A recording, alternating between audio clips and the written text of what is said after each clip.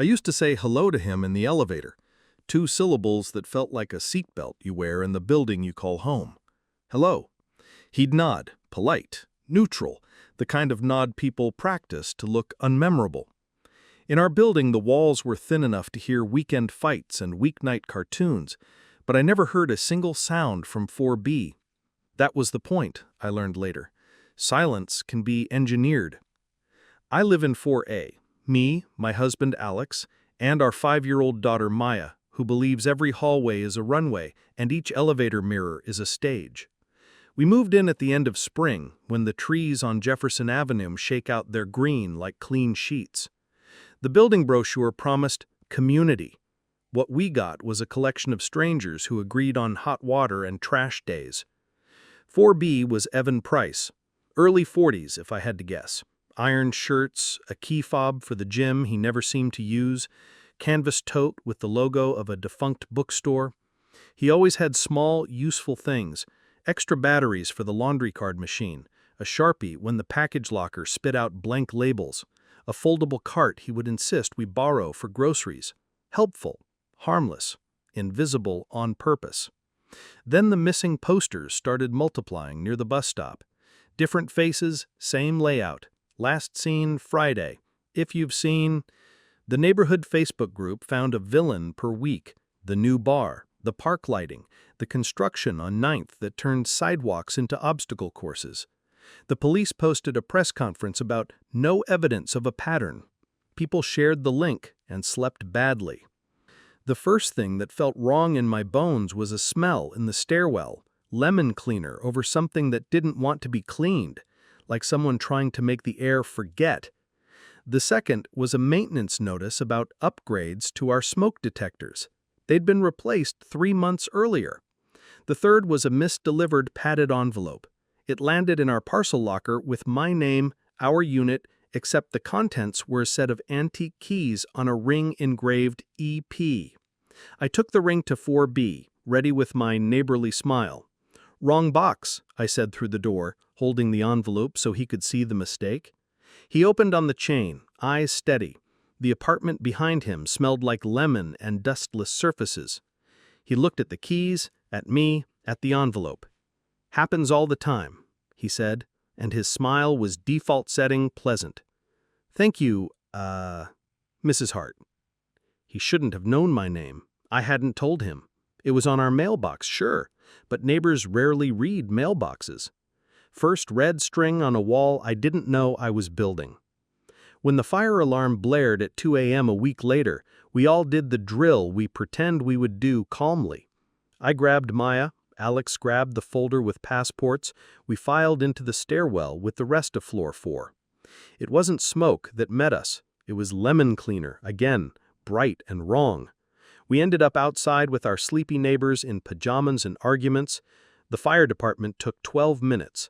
They found no fire. "Someone tripped a sensor," the captain said, looking at the new smoke detectors like they might confess. That night, back in our bed, I scrolled too much. Articles about recent disappearances, think pieces about city crime. One story about a woman who had texted home to a roommate, then never made it there. My stomach dropped. We have a rule, Alex and I. Text home when one of us gets to the building. Safety is a habit, we tell each other. But habits can be forged, like anything else. We started hearing about storage units in the basement being reassigned. Notices appeared, friendly font, informing residents that unpaid units would be cleared. The super, Luis, shrugged when I asked. The owner had changed, new policy. The building was streamlining. We never had a unit, we didn't need one. I started needing to know who did. 2 Saturdays later, Alex took Maya to her dance class, and I stayed home pretending to clean. I put my ear to the detector in our hallway, because sometimes you introduce yourself to your paranoia. A faint electronic tick. I unscrewed the cover. Inside, brand new sensor, brand new dust, and a pinhole camera the size of a freckle, wired to the same power. My arms prickled. I stood still in my own hallway and felt watched in retrospect. I took pictures, reattached the cover, and called the management number, voicemail. I called the non-emergency police line. An operator wrote it up and told me to schedule a visit. I called Alex and said nothing on the phone because suddenly the phone felt like a room I didn't want to talk in. When he and Maya came back, I took them to the park and said the sentence that changes houses. Someone is looking at us from our ceiling. We slept at my sister Nina's that night. Alex wanted a hotel. I wanted to not feel like prey. The next morning, I went to the basement with a flashlight and a confidence I'd borrowed. The corridor to the storage unit smelled like 7 kinds of soap and 1 kind of lye. Unit 27 had a fresh lock. I knelt and peered into the bottom gap where the concrete didn't quite meet the metal. Lemon cleaner, something else. My phone camera slid under the door and took pictures of darkness, corners, the feet of a rolling dolly. On the dolly, duct tape, a coil of rope, and a sealed plastic bin labeled bulbs in neat block letters. Bulbs. I sent the photos to the police. I sent them to management. I sent them to no one else because I wanted to be wrong privately. At noon, I knocked on 4B without knowing what I would say. Evan answered with his cardigan soft and his eyes steady. "Everything okay?" he asked. I held his gaze longer than polite. "Our smoke detector was replaced with a camera," I said. "Do you know anything about that?" A tiny blink. "That's awful," he said. "Management has been cutting corners. I'd be happy to." He trailed off as Maya ran into the hallway chasing a sticker that had slipped from her hand. "Hey there," he said. "Do you like puzzles?" He reached into his pocket and produced a small wooden puzzle block where shapes fit into a square. "You can borrow this." He slid it to her without stepping closer. My skin tried to climb off my body. "We don't take things from neighbors," I said. "But thank you." His eyes held mine 1 second too long. "Of course," he said. "Safety first." 2 days later, Luis the Super texted the Floor 4 group chat. "Basement inspections today, don't be alarmed." I was in the lobby when 2 men in contractor shirts wheeled a bin through, the lid labeled bulbs with the same neat block letters I'd seen under Unit 27. I watched the way you watch a magician's sleeves. Evan came through the lobby at that exact moment with a package under his arm, nodded at the men, at me, at the world. Everyone had somewhere to be. Everyone had an alibi. I took the elevator down and hovered in the hallway while the inspection inspected. They opened 27 with a master key. I peered when I could. The dolly was gone, bin gone, floor freshly mopped, an air purifier humming like a person trying to forget something they said. One of the contractors gave me a thumbs up. His shirt had a stitched name tag, Noah. The lemon smell had a companion, a faint metallic copper ghost, the kind that belongs to kitchens and hospitals. I called Detective Morales, the one a friend had recommended from a real crimes unit. He picked up on the 3rd ring and didn't pretend to be too busy to hear my panic. He said, "I can come by at 4. Can you keep your head until then?"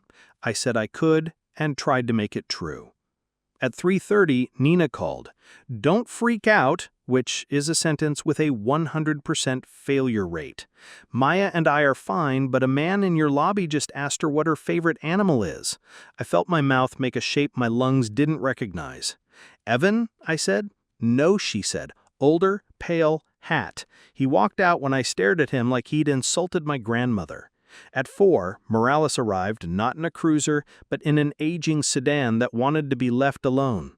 He wore a suit that had been ironed by compromise and a face that had been trained to listen. I showed them the detector, the photos, the keys that weren't ours. He asked me to tell the story from the top. I did. He didn't tell me I was dramatic. He didn't tell me I was wrong. He said, "We need to get a warrant for the storage and the unit. We won't get one for a camera in your apartment unless management claims responsibility." He looked at the detector. "But I can confiscate a device in plain view if I believe it's evidence of a crime." He called it in and waited with us, drinking my terrible coffee like it was about politeness. He asked about Evan in a non-leading way. I told him the truth, the helpfulness, the names, the tote, the puzzle. Serial killers don't always have bad breath and a van. Morales said, but his tone was warning, not conclusion. Sometimes they pass the neighbor test so hard they get extra credit. The unit camera went to a bag, and Morales left a paper and tape evidence removed notice on our wall that made home look like a crime scene. He promised to be back with paper for the basement. He was halfway out the door when Evan stepped into the hallway with 2 bags of trash. "Evening," Evan said. Morales nodded like a guy who nods at everyone because it's his job. Evan's eyes flicked to the paper notice on our wall. "Everything all right?" he asked. "Routine," Morales said, and Evan smiled the smile of men who learned early how to be unthreatening on command. That night I dreamed my building had arteries and that lemon cleaner was its blood. I woke to my phone buzzing with a private number.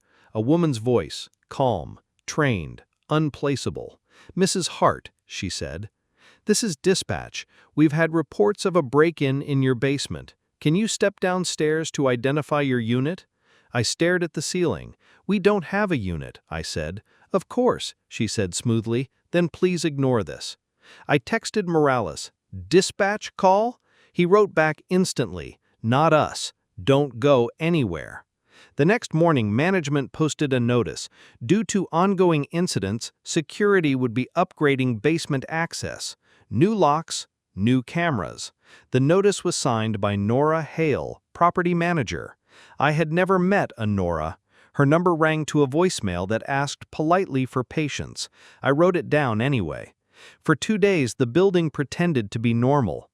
Packages arrived, elevators arrived slower, Evan's door stayed closed. On the 3rd day, I found a small, glossy photo tucked under our mat. A candid of me, head down, keys in hand, walking Maya to the bus stop. The angle was from above, like a camera mounted on a second-floor landing. On the back, in the same neat block print, "You turn your head left before you look right. Practice." My hand shook so hard I almost dropped the air. I brought it to Morales. He looked at the handwriting like it was a face. "He wants you nervous, but not screaming. He wants you to participate." He told us to stay at Nina's again while his team worked the paper. We packed like we were stepping over a river. Maya asked if this was a sleepover that could have marshmallows. Alex's jaw flexed the way it does when he wants to fix something with his hands, and the thing in question isn't a shelf. That night, from Nina's, I watched the building's lobby cam. Our doorman Ravi had given me temporary access after Morales's card did the talking. At 9:12, Evan walked in with his tote and a reusable grocery bag. He stopped under the camera and looked straight into it for just long enough to say, "I know." Then he smiled at Ravi, wrote something in the visitor log, and disappeared into the elevator. At 10:05, Morales texted, "Warrant signed, meeting in lobby, 7 a.m. I didn't sleep. At 7, the detectives arrived in pairs like thunderheads. Morales, a partner named Chu, 2 uniforms, and the smiling locksmith who loves warrants because they make him a hero. He dumbed the basement locks into obedience. Unit 27 opened, and the lemon air came out like a practiced lie. Inside, shelving with bins labeled like a hardware store, bulbs, tape, cable, a tool chest that could hold a body and didn't, and behind a false panel, a room. Small, sterile, with a drain in the floor and a folding table folded twice. On the wall, a pegboard with hooks that recently had held something and now didn't. No blood, no gore, just the feeling you get when a hotel room looks too clean. Clean like a reset button. Chu took photos the way surgeons take notes, precise, fast, sure. Morales checked the ceiling vent, the light fixture, the corners where corners hide things. The only personal item was a postcard taped inside the false panel, a lighthouse, black and white, with the caption, "No shortcuts." On the back, a grid of numbers that looked like apartment layout dimensions. 4B was a rectangle with tick marks for windows. 4A was a rectangle with a star. "Why the star?" Chu asked. "Because my daughter sleeps by the window," I said, and felt my throat close on the idea of specificity. We knocked on 4B with a warrant and 9 pounds of caution. Evan opened like a man expecting a delivery. Morales read him the paper. Evan stepped back, palms open, eyebrows appropriately confused. "Of course," he said, and I realized he had practiced this too. His apartment was neat in the way of magazine spreads designed to quell anxiety. Beige couch, books arranged by subject, not color, plants that were definitely real and definitely didn't shed. Leaven in the air, of course, no kitchen smells, no living. Two headed for the bedroom, Morales took the kitchen. I stood in the doorway like someone who isn't supposed to be in a room in her own building. On the hallway wall hung a framed, matted photo, a black and white of our building circa 1950. Faces in windows like a chorus. I stepped closer. The mat was thicker than it needed to be. The frame had small, fresh scratches near the metal tabs. I lifted it off the hook. Evan's voice behind me, "Be careful with that." I asked, "Is it valuable?" He said, "Sentimental. The city used to take pride in not feeling like a city." The back of the frame hid a pocket, taped with care. Inside, 3 neatly folded maps of the building's floors, each with tiny red pen marks at units, stairwells, vents, and cameras. 4B was blank. 4A had the same star. The basement had 27 circled and a new circle at 33. I showed Morales. He looked at Evan, and Evan looked at a spot over Morales' right shoulder like a man listening to a speaker in the ceiling. "Mr. Price, do you mind if we look at your storage unit key?" Evan reached calmly into his tote and brought out a ring, the antique keys, EP engraved. He handed them over palm up like an offering in church. Chu called from the bedroom. "Got something," she said. In the top drawer of a dresser that had nothing to hide, she found a small velvet pouch with a drawstring. Inside, bracelets, cheap, thin, the kind you buy on vacation and never take off until the elastic breaks.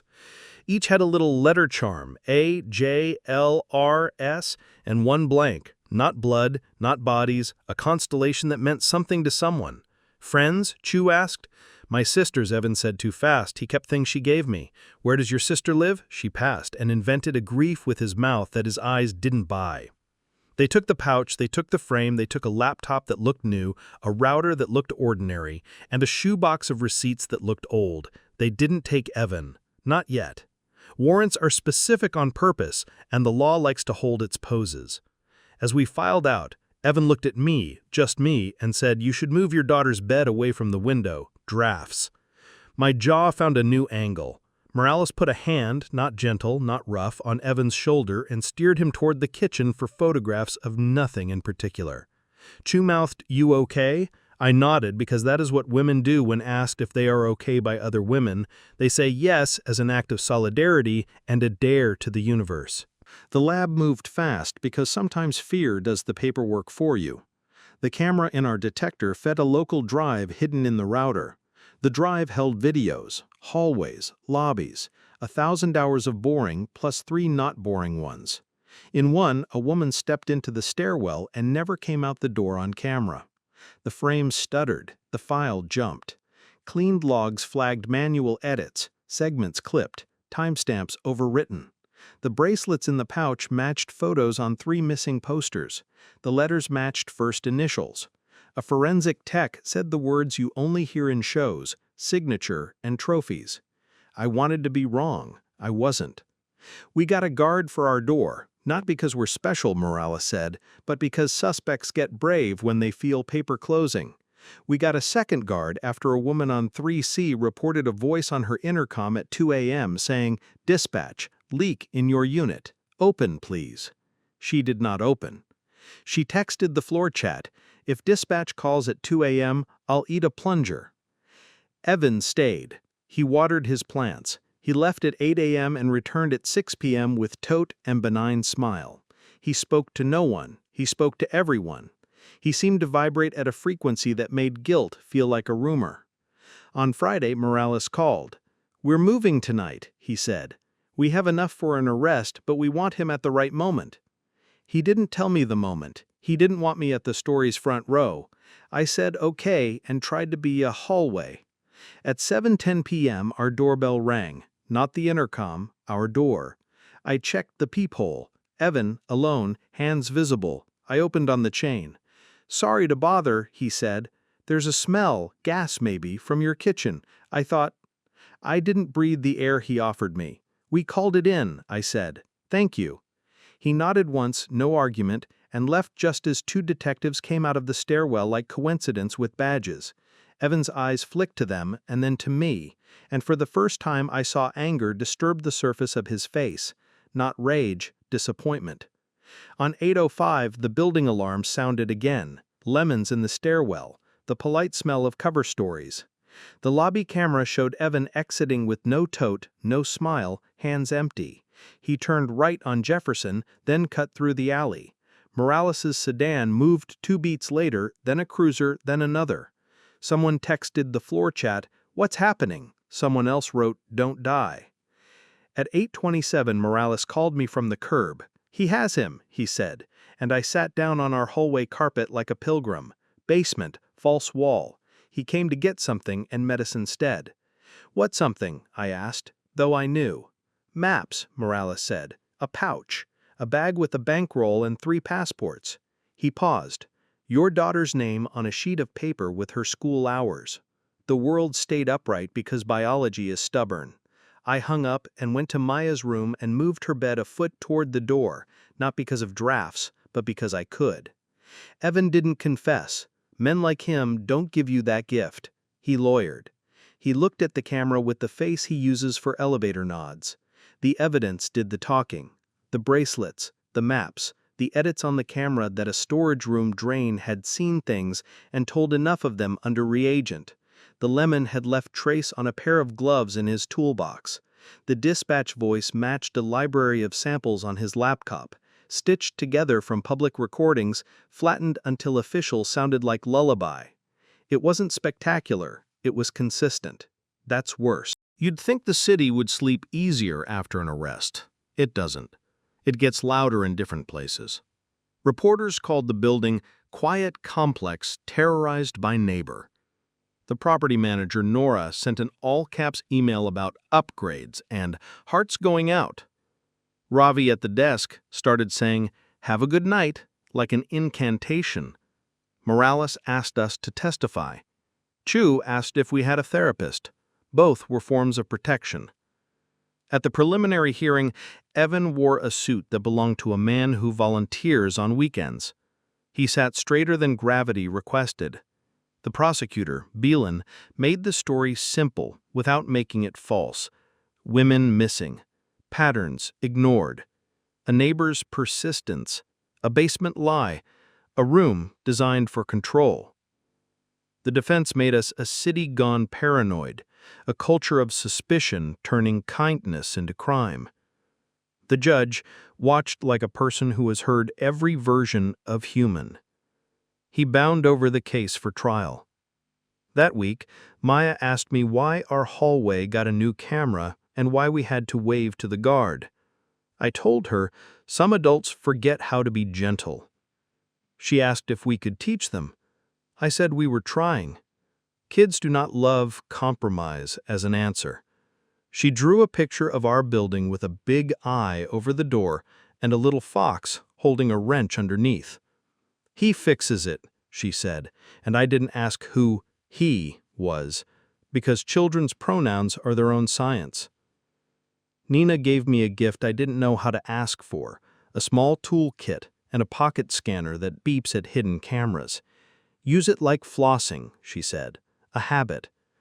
I scanned less than I wanted to and more than is normal. I found 2 more pinholes in common areas and turned them in. Management said they were old.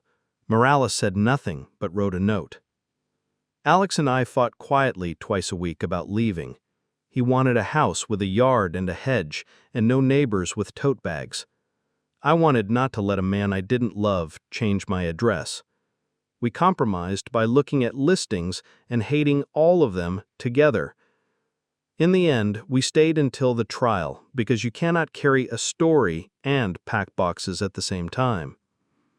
The trial in Department 12 was a month of sitting while other people sliced your life into exhibits. I learned the names of court clerks the way I used to know baristas. I learned which pew creaked and which didn't. I learned that grief, like comedy, is about timing. Sometimes Beelan would show a photo at the exact second I had braced for a different one, and I would feel relief and guilt in the same breath. A curveball. The bracelets in Evan's drawer included an A that matched Anna, a woman who had been missing for 6 months, but whose case had never been linked to our building. Her sister, Alina, testified about a text she received. "Home. Good night." With a period. "She doesn't use periods," Alina said. And the courtroom understood grammar as evidence. The jury wrote something down. Then came the dispatch voice. Pasha, from the lab, played the clips Morales had seized. "Maintenance will enter. Basement access closed. Please proceed to stairwell." He stripped the file and showed the stitches, how syllables borrowed from other sentences made a new authority. He played a clip of Evan ordering products from an online vendor in a voice that belonged to the man I knew, even, careful. He matched formants. He spoke language the jury didn't need to memorize to respect. Evan's lawyer tried to build a new man out of shaky wood. A collector, a hobbyist, a privacy enthusiast who overdid home security, a tenant who helped with building tasks when management fell short. He called Nora to the stand for color. She was smooth, until Beelan asked why her signature appeared on basement access memos dated a week before she was hired. She said she'd been a consultant before she was an employee. Beelan raised an eyebrow the way fencers raise swords. The judge didn't like that answer either. I testified last because narratives like crescendos. I told the story without adjectives when I could. I said lemon more than a person should. I said hello and hated how sweet it sounded. I held up the glossy photo that had been left under my mat and told the court how it felt to see your life from above. I kept my voice from shaking by pretending I was a stranger narrating a documentary. It worked, until I said Maya's name. Then I let it shake and didn't apologize because you shouldn't. On cross, the defense asked if I was sure about everything I had seen and everything I believed. "No," I said. "That's why I asked for help." He asked if I had a vendetta against a neighbor who was merely private. I said I had a vendetta against anyone who built rooms behind rooms. He suggested that I had become obsessed. I became responsible, I said. There's a difference. The jury went out on a Tuesday. People say long deliberations are bad for the state. People say a lot of things. Wednesday afternoon, they came back with guilty on counts that mattered most: unlawful surveillance, abduction, attempted abduction, identity fraud, and tampering. The judge set sentencing for a month out and remanded Evan without bail. The sound in the courtroom was air returning to lungs. After, in the corridor where echoes make everything dramatic, Alina hugged me like we'd trained for it. 3C brought homemade cookies she'd baked at dawn because anxiety needs preheat time. Morales shook Alex's hand like he forgave him for wanting to move. Chu told me to please, for the love of good knees, get a door cam with a loud chime. We did. It is ugly. I love it. We didn't become a PSA family. We became a family, with better habits and worse sleep that got better by degrees. Maya learned a new rule. If a voice on the intercom says, "Open," we don't. She complained and then started reminding us. Alex started a chat with the floor that was less gossip and more watch. People posted photos of suspicious lemon bottles. It was absurd, and it helped. Management replaced Nora with a man who apologized too often. The building got new detectors that detect only smoke. Ravi started saying, "See you tomorrow," instead of "Have a good night." And we understood it mattered. The basement storage got cut in half so there would be fewer corners. Unit 27 became a bike room with windows. Someone painted the walls a hopeful green that looked worse under fluorescent lights and better when you wanted it to. Sentencing day felt smaller than the verdict.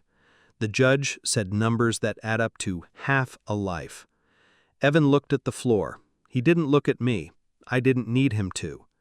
Beelan read victim statements without letting the courtroom watch them eat her. The judge forbade Evan from living within 1,000 feet of any building he didn't own. The judge banned lemon-based cleaners as a condition of parole. And everyone laughed because sometimes you need absurdity to carry justice across a finish line. We moved Maya's bed back to the window on purpose. Drafts can be fixed. Fear can be walked to sleep. Alex and I sat on the floor by the bed that night and listened to the city make the noises that announce it's alive, not dangerous. Buses, a couple arguing over whether they should get a dog, someone skateboarding badly, a late train apologizing to the tracks. I said the same sentence in my head I had said 100 times. He was next door. This time it didn't punch. It just sat. A month later, we did move, but 2 blocks, not 2 states.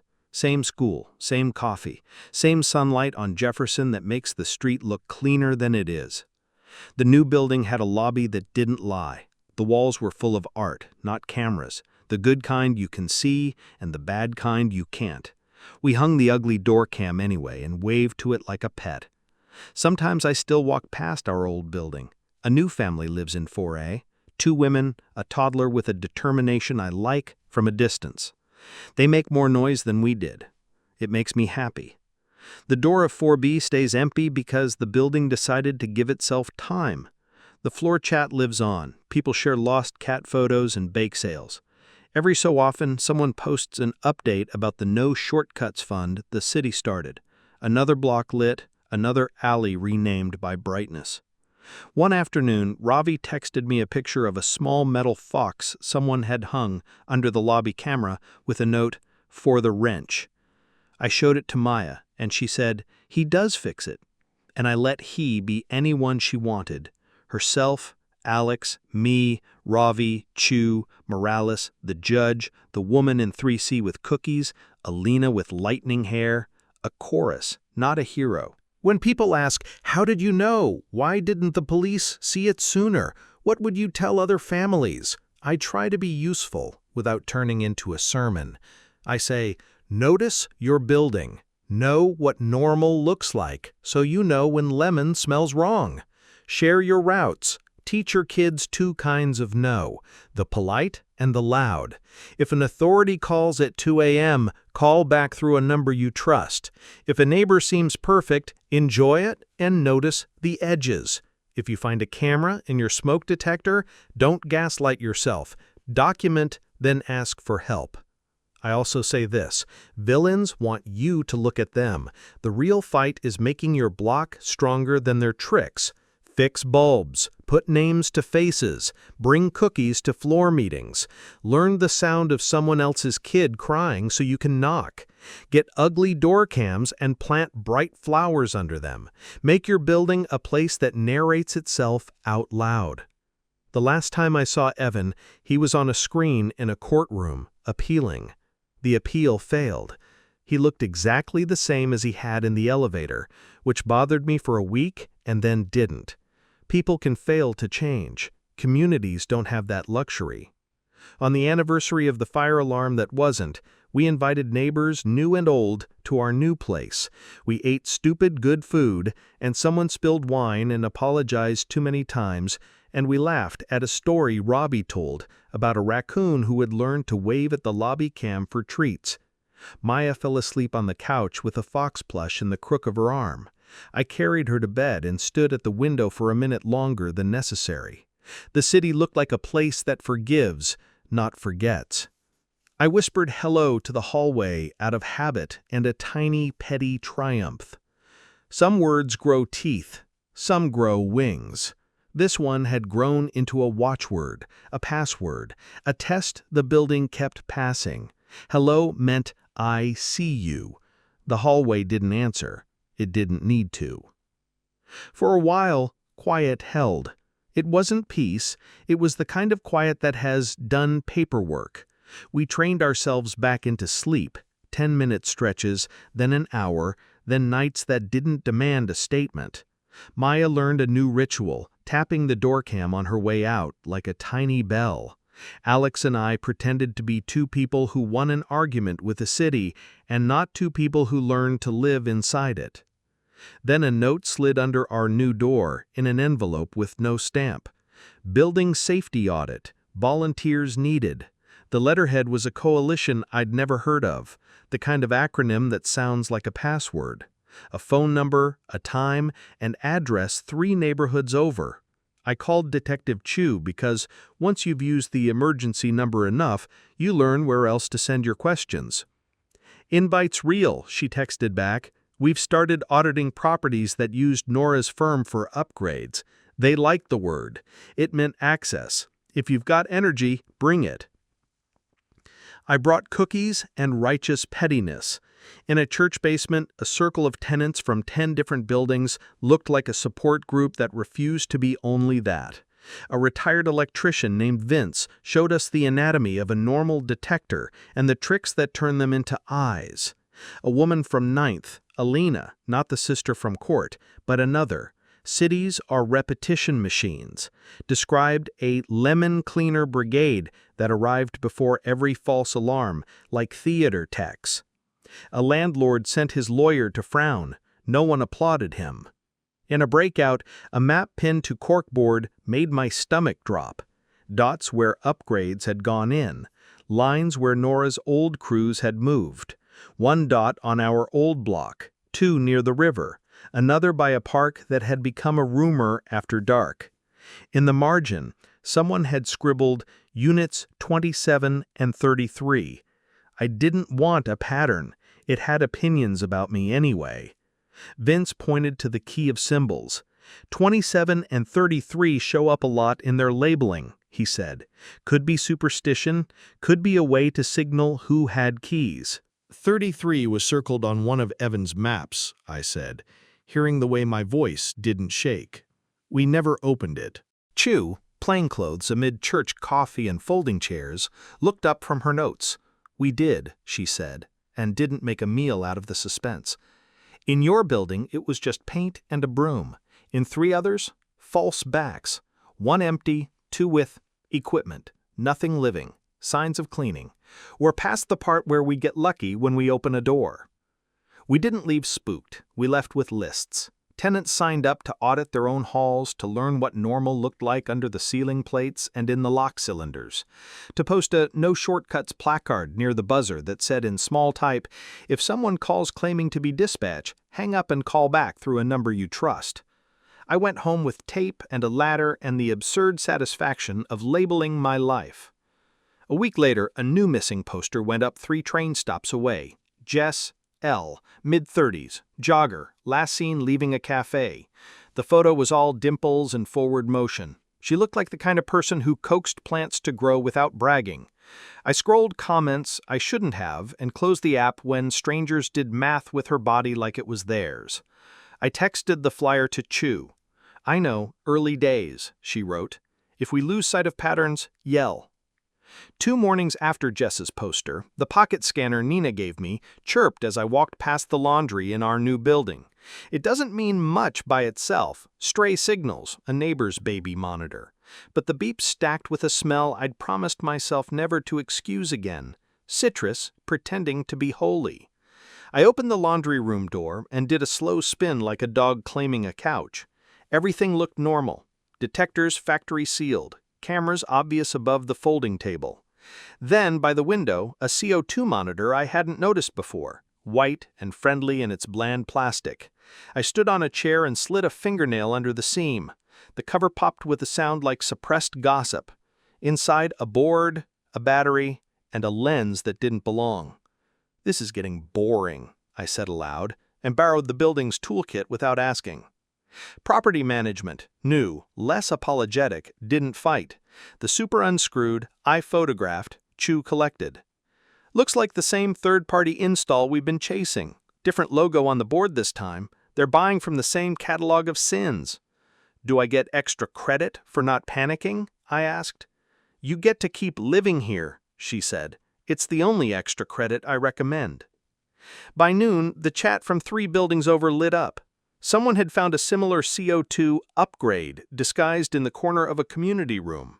In their picture, the casing had a hairline scratch on the side, exactly like the one I'd just pulled, exactly like the scratch a particular contractor's drill leaves when he's impatient.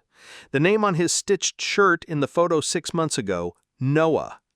I remembered the bin labeled bulbs, the thumbs up in the basement, the friendly grin, the small, evolving muscle in my chest labeled pattern flex, on instinct.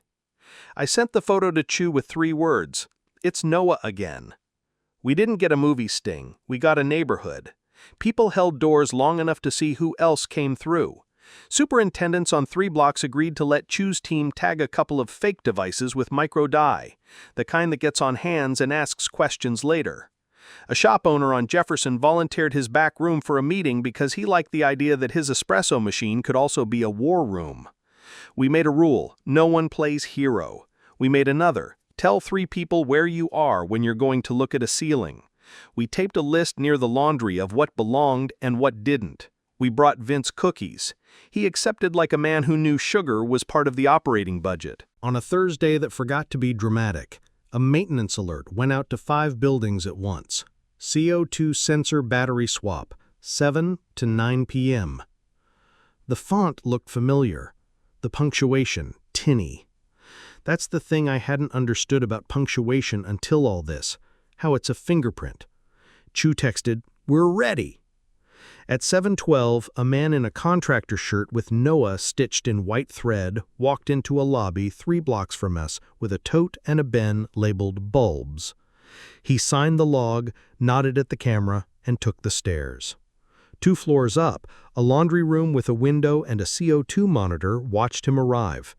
He set his tote down like a ritual, snapped off the cover, swapped nothing, palmed the micro-dyed board into the tote, and turned to leave.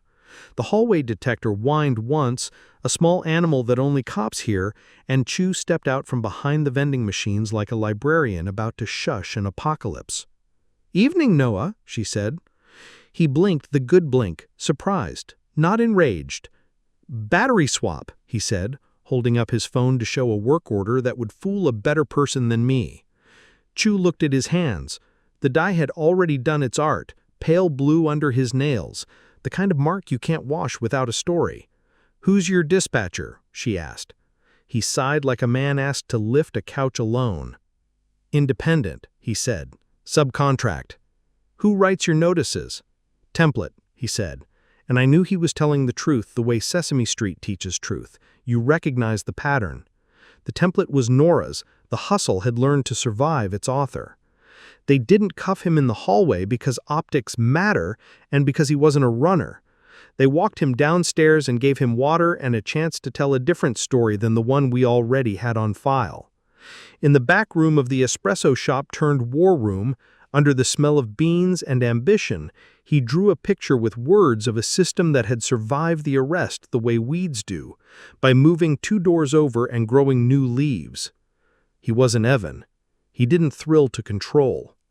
He was a man who had convinced himself that installation meant he never had to look at use. "I swap boards, I clean vents, I change locks," he said with that shrug fired contractors teach each other. "I don't go in rooms. I don't want to know rooms exist." When Chu showed him the bracelets from Cord on her phone, he winced. When she asked him about Unit 33, his eyes did the thing eyes do when they pretend not to flick. "Nothing there," he said. "We opened 333s, Chu said. "What should we find in number 4? He swallowed like a starfish learning about gravity. "A panel," he said. "A safe. Keys." "Keys to what?" He rubbed his forehead, dye painting the lines. "Units," he said finally. "And, lockers. People like maps. I make them keys." It wasn't a confession. It was a pronoun rearrangement. We got what we needed, a warrant for 33 in a building 6 blocks over, and a list of addresses Noah had serviced, since a date I didn't like to say out loud. Chu told me to go home. Alex beat it to it. With a look. We were halfway back when my phone buzzed with a motion alert from the old building's lobby cam. My thumb opened it by muscle memory. The screen showed a woman I didn't know stepping carefully through the doors, hair tied back, backpack slung like an apology. She paused under the camera the way Evan had months before and looked up, then down, then at the desk where Ravi, new building, new desk, should have been if we still lived there. She hesitated, then took the stairs.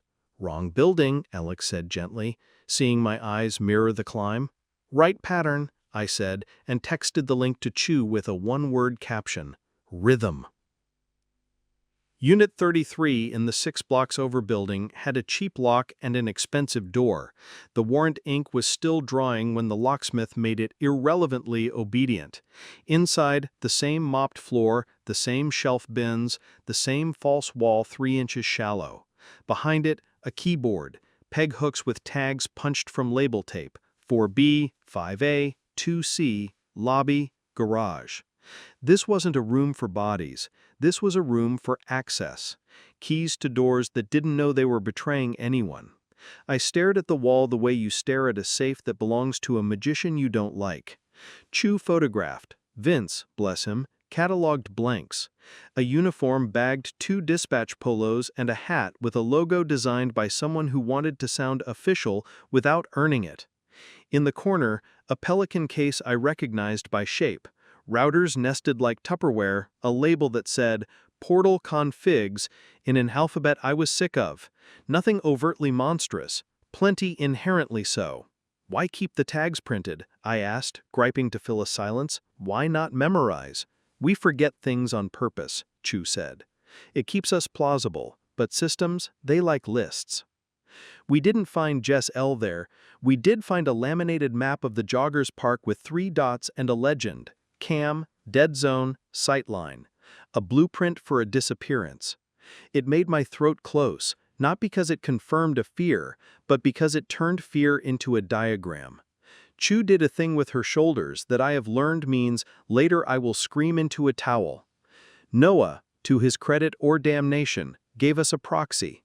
A number for a man who called himself Lion, probably not Evans Lionel. A copy of a copy. The number lived in a text app for cowards. The last thread said swap 33, clean 27, dispatch voice 02. We subpoenaed servers that would answer in 6 weeks. Lives happen faster than subpoenas. The call about Jess came from a cyclist with a conscience and a dog with curiosity. A duffel near the river path smelled wrong. Inside, a wallet emptied of cash and full of IDs. A pair of running shoes that had not met mud. A metal water bottle with condensation that shouldn't have been there at dawn if it had been packed the night before. It was a staging bag, a tumbler for alibis. The ground around it had the jittery footsteps of people who moved in the dark and didn't want to be seen. The cyclist took photos like a hero who didn't want to be one and sent them to a tip line. The tip line sent them to Chu. Chu sent them to me because she has learned I can tell the difference between panic and pattern in under a minute. I saw the label maker's hand in the name tag on the bag's side. I saw the way the shoe's laces were tucked inside like a mother, not a runner, had done it. I saw no shortcuts on the water bottle from the cafe on Grant and felt a single, rude hope. Jess ran there most mornings, the barista told Chu later, when it was her turn to be brave. She'd refill on the way back. If someone grabbed a bottle from the rack and threw it in a bag, they'd think it proved something. Crimes want to look like stories. We need to make them look like math. It wasn't quick. It wasn't cinematic. It was a week of canvassing and waking up to texts with dots on maps and saying out loud the sentences you save for your insides. If she's alive, where? If she's not, where would a man put his crisis? Then a simple miracle, the kind cities give you if you keep paying attention. The building next to the park had a service camera aimed not at anything smart, but at the wrong alley. At 5:03 a.m., it caught a van parking, a man getting out, another man stepping from shadow, a door sliding, a bundle passed, not a body. A person, small, alive? The frame stuttered, lost, found. The bundle moved its own weight, not dead. We pulled every thread. The van's plate had a screw cap painted to misread a number as a letter. Vince pulled the footage into software that hates liars. The plate became itself. The registry said rental. The rental said stolen. The stolen said abandoned 2 days later under a bridge with a trunk full of mundane sins. In the spare tire well, a prepaid phone. In the phone, 3 numbers: Lion, Dispatch, and one labeled N. Noah? Nora? Names are a wheel. We made a call I wasn't allowed to hear. The answer came back, not a man and not the old property manager, but a woman I hadn't learned yet. Nadia, NovaSafe's regional coordinator, a title scraped together from emails and a printer. She'd been the one behind the dispatch voice this quarter. She liked the way authority made people open doors. She liked getting paid more. She didn't like looking at maps that had stars over children's rooms. I tell you this because it matters. Monsters often hire civilians to hold their coats.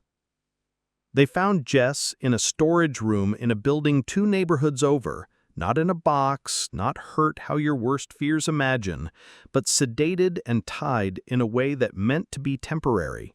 A fold-out cot, a camping lantern, a stack of water bottles labeled not at all. Nadia was there with a tote and a look that said, I am merely logistics. The man with the cap said lion on it because I guess it feels important to some men to carry drama around. He tried to run through a door that the fire code had tied to a bell. The bell told the block our secret. The block said, no. Jess woke in a hospital to a ceiling she didn't hate. Her sister recorded the exact sound she made when she realized light wasn't trying to trick her, and I want that sound played on a loop outside every courtroom. We didn't get a parade, we got work. Statements and affidavits and hands on shoulders and casseroles on thresholds and a GoFundMe that embarrassed a city council into funding a victim resource program. We got a headline that didn't land like a bruise for once. Tenants, techs, and 2 tired detectives unwind a network.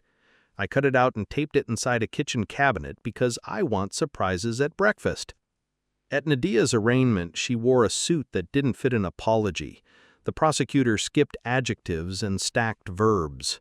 The judge asked questions that made her mouth flatter. She pled to what the paperwork made inevitable, and then to more because the DA made room for her to give us maps we didn't know to ask for. I hate deals until they save someone next month.